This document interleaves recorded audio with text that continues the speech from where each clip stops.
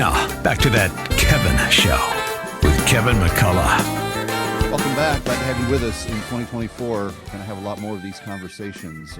Christine Serrano Glasner could be the 51st vote in the U.S. Senate if this next election goes successful for her. And certainly it would be a devastating loss to the National Democratic Party to lose a Senate seat, particularly from a state as blue as New Jersey.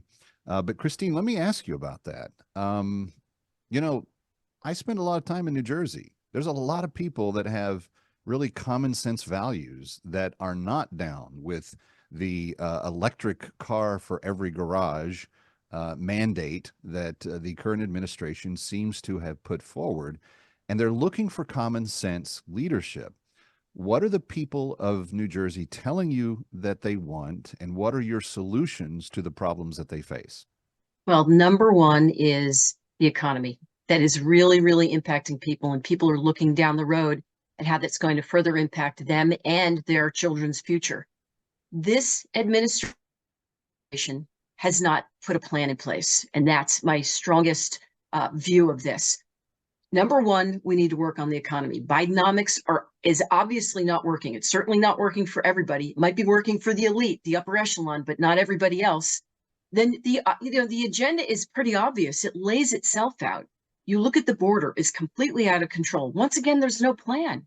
We need to curb that in. And when you curb that in, what will happen is you're going to curb in fentanyl, which is killing hundreds of thousands of Americans a year, right? It's an open fentanyl highway that they've created. They shut down on day one. Biden came in and he shut down the oil pipeline and he opened up the fentanyl pipeline. That needs to be shut down immediately, as soon as possible. And you can only do that if you start to curb and shut down that border. Crime is out of control in this country. We need to give power back to our police. We need to give respect back to our police. This whole defund the police has had a significant effect on cities and towns, and people are waking up and seeing that. And that crime that normally would have just been in the cities is now coming out to the suburbs and smaller towns. And so people are really waking up and saying, aha, you know what? This isn't working. Getting back to the economy for a second, it's very simple. Energy. That was the other first thing that they did, was they really said, we're going to limit all these things. You talk about the electric car. There's no long-term plan. They don't know how they're going to provide. Our electric grid could not possibly provide for all of this. Mandating that people have to buy something that they can't afford, and 5 years from now, they're not going to be able to afford. What's the answer, right? They have to be able to get around somehow. We're not putting money and efforts into public transportation. So we need to look at all of these pieces, but certainly we need to go, it's got to be all of the above on energy. I believe that we need some green energy. We absolutely do, but can't exist solely on green energy. If you look at some of these meetings that have taken place over the summer and these concessions that the United States has made on carbon footprint, what you see is that other countries like China, they're not making any concessions. We've shut down our coal industry. China's opening up hundreds of coal plants. All we're doing is switching all of these jobs and profits over there. We need to look at all of these avenues, because what do people want at the end of the day? They want to have a roof over their head. They want to have a job. They want to be able to have, if they have a family, they want to raise that family. Well, they want to know that their own children have a future that potentially can go to college or go into a trade or open up their own business. And then they want to know that there's an opportunity for them to retire, and maybe even retire in their own state, like New Jersey, wonderful New Jersey, instead of everybody fleeing to other states like Florida and Texas.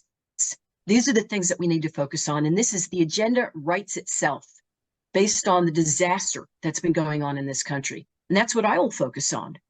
Policies that are sound and logical policies that have long-term plans, not pass something right now because we need it right now. What's the effect down the road? That's my goal, and that's what I will work on. That's my background, and it'll be my pleasure to help deliver that and improve quality of life for people right here in New Jersey. An actual problem solver in public office. What a foreign concept to the entire idea. I want to ask you about that specifically, though, because let's fast forward a bit and presume that Mr. Trump gets the nomination, gets into office, you have a House that's tightly divided, but maybe a Republican majority. And if you pick up your seat, it could be a very tight Senate divide. One of the things I think that a Trump administration will want to focus on is not just reducing the tax burden, some of those ideas, but also deregulating a lot of the things that the Biden administration has put into place. His economic policy is kind of twofold to it, right? So you've got the actual tax policy, and then you have all of the chokeholds that he puts on small businesses just to comply with the regulations. That costs small companies, small businesses, enormous amounts of capital. What is your approach to regulation, particularly as it impacts the small business owner? Well, Kevin, adding to that, one of the things that's happening right now is the minimum wage is going up. And so you take those regulatory burdens that are placed on smaller businesses, and there's a lot of them. I mean, I don't want people to miss this. There's in excess of 2,000 regulations that the Biden administration has put on small businesses since they came into office. That's a lot of compliance. Correct. And on top of that, the tax cuts that came in the Trump administration are now sunsetting. So You've got the excess regulation, you've got sunsetting tax breaks, and you've got an increase in minimum wage. Perfect storm for businesses to start going out of business. One of the things, if you look at the job numbers, you've had a huge reduction in manufacturing jobs. There's not been growth in manufacturing. That's a direct result of the over-regulatory burdens that have been hitting them. The only growth you've seen is really in government jobs. That's a direct result of this overreach by this government. And they talk about it like it's some sort of gift to mankind. You mentioned the tax cuts, and yes, those are coming to a sunset if Congress and a new president can't do something about them.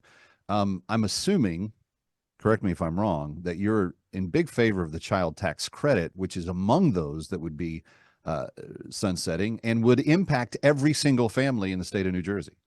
Well, the most important thing about that is it impacts folks that are struggling, folks that, maybe are only making that minimum wage and are trying to raise children.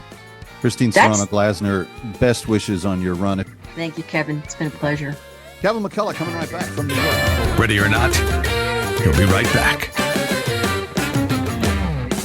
That Kevin.